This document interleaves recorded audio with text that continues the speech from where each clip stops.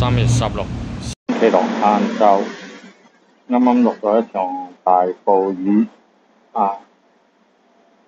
依家仲有啲雨係咁樣少少地咁樣濕濕碎咁樣落緊。呢邊嘅睡蓮本年就翻得幾靚下啲紅竹葉又大咗過一段時間應該又會再生啲紅竹仔出嚟㗎。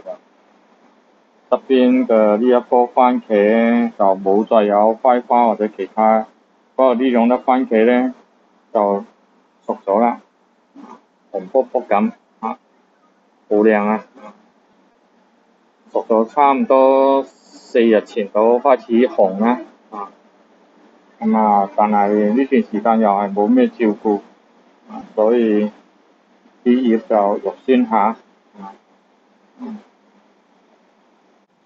呢邊呢棵碗蓮就睡蓮就唔得啦，碗蓮啲葉咧就生咗幾次又黃撳咗幾次呢邊係黃撳咗嘅，依家呢邊啲又係生出嚟嘅，狀態唔係咁靚。